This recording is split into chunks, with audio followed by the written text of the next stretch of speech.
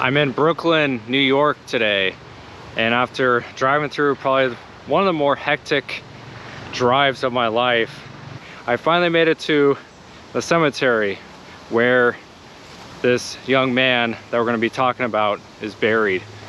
The young man was 26-year-old John William Warde.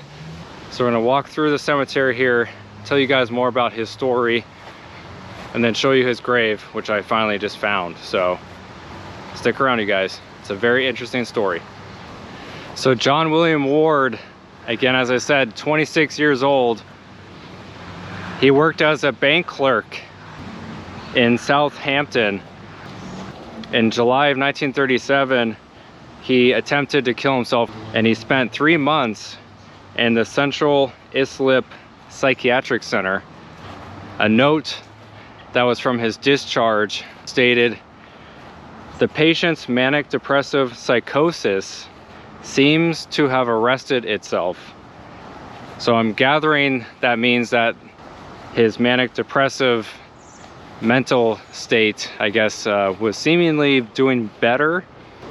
Now, 8 days before his death, John was observed on a bridge outside of Hampton Bays, New York. He was spotted by witnesses who saw him standing over and looking down at the water. Now, I guess someone working on the bridge noticed what he was doing and chased him off, but gave the authorities John's license plate number, so they were able to track down where John lived. The police actually went and talked to John at his home, and at that point everything seemed fine once again. However, that wouldn't last very long. On the morning of July 26th, 1938, John, his sister Catherine, and 2 friends of their family went to the room 1714 on the 17th floor of the Gotham Hotel. Now, during a conversation, his sister suggested that John make an appointment to see a psychiatrist, which apparently her saying all that got him really upset. And so he actually ended up dashing out the window and onto a ledge that was, again, 17 floors up. He ended up staying on the ledge up until the evening time. There was over 400 police officers and firefighters that responded, trying to figure out how to get him to come down without actually dying. Now, a psychiatrist was actually called by the hotel management, and the psychiatrist, I guess, dropped some tablets in water, which they gave to John. They hoped that this would help John calm down. However, that medicine did not work. Now, a policeman named Charles Glasgow was directing traffic near the hotel, and for some reason he thought he could try to help, so he ended up posing as a civilian and getting his way into the room 1714 and attempted to talk to John essentially on and off for over 14 hours. They apparently discussed everything you can think of, including talking about baseball, ping pong, other random subjects, just trying to keep John from deciding to jump. Charles Glasgow also told John that this was his first day on the job, and if John jumped, it would make him get fired. Eventually, after 14 plus hours, Charles was able to get John to come off the ledge. As John was exiting the ledge, though, a photographer was attempting to photograph John, which caused him to jump off the ledge.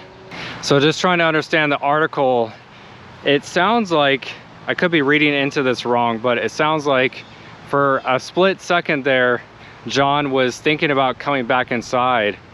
So he climbed off the ledge and was getting closer back to the hotel room window.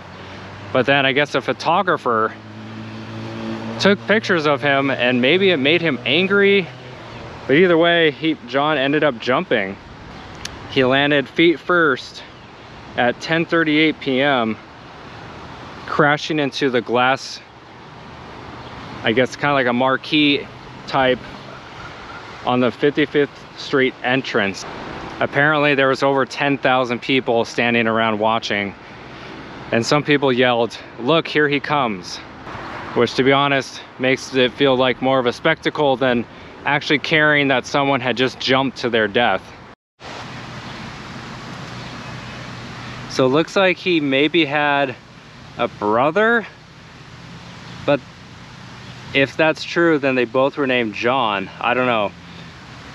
The John we're talking about is John W., because his middle name was William. So John William Ward, 1912 to 1938. So I'm not entirely sure who the other John is. If it is his sibling, I find it very odd that they would name the other son John. Just, I don't know, just seems odd to me, but anyway, again, rest in peace, John William Ward. Obviously, you're going through a lot of struggles in your own head. You know, nothing seemed to work, and it seemed like everyone who tried to talk to him, it made him more and more angry about not wanting to stay alive.